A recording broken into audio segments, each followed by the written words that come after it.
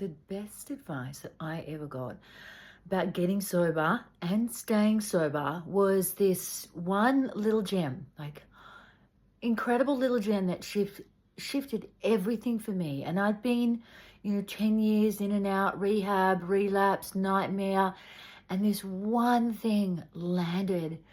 And now, as an addiction expert, as somebody who works in this space and really gets it, I'm like, that was it. That was like the little secret, the missing link. So what I want to tell you, in 2 seconds, I'm going to share you what I mean, and what this particular phrase is. But I want you to hang on, because I want to tell you the how, the what, and the why. Finishing with the how, because on its own, it's a throwaway statement. In context of a strategy, it's a whole way of not just getting sober, but staying sober and going through a massive transformation of recovery and living your best life. Yeah, it sounds cheesy, but that's absolutely the truth. So the statement, the advice that I got was, I was leaving a rehab, and they said, we don't necessarily want you feeling better, but we want you better at feeling. So you don't necessarily need to be feeling better. You need to be better at feeling. Now that's contrary to how the addict mind works, because that's all about short-term game,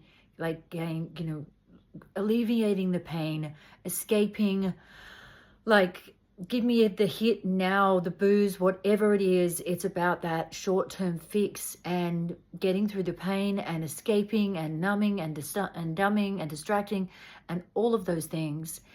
And this saying, in essence, is, recovery is not so much about feeling good. It's about getting better at feeling all the feelings. So now that doesn't sound very exciting or very promising. So stay with me. It means what, you just got to hang in there through the suffering? No, that's not what it means. Because when you are a highly sensitive being, which all addicts are, is you're feeling the highs and the lows, the highs and the lows. And when you get truly sober and you take away the drink or the drug, you are a highly sensitive being who feels that and enjoys life because you love life, because you feel it. You can handle the lows and you can handle the highs, and you get to live life like it's a more romantic, passionate life than your average human being. And hence why we have so many actors and comedians and creatives who suffer from addiction, because it is the people who deeply feel life, who deeply experience it. And that's what causes them to write poetry, So it's us that really feel it. So how do we get better at feeling? So it's really around the cognitive and the somatic, understanding how, that in terms of feelings, that they will pass, that they are emotions, a cluster of sensations that come into the body and they will leave again. And then being able to reframe some of that negative self-talk. So it's a lot of deeper work, and there's longer videos in here that talk about, because we are essentially looking at healing the wound, not just treating the symptom. And that is the key to addiction recovery, treating the wound and not just the symptom. You need to find that level of safety and love within. So that's some cognitive work, that's some somatic work, whether it's breath work, hot and cold, yoga, meditation. Again, lots of videos on here about how to get sober, how to stay sober.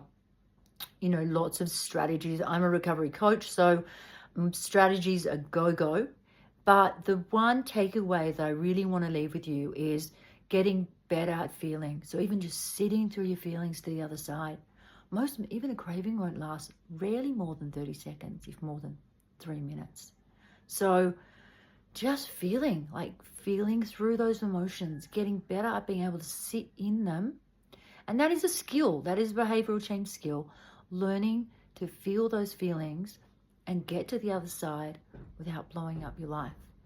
It really is a game changer. So please do subscribe, all that fun stuff. Here to help. And if any comment that you write, I'll respond to personally. So ask any question you like. Thanks.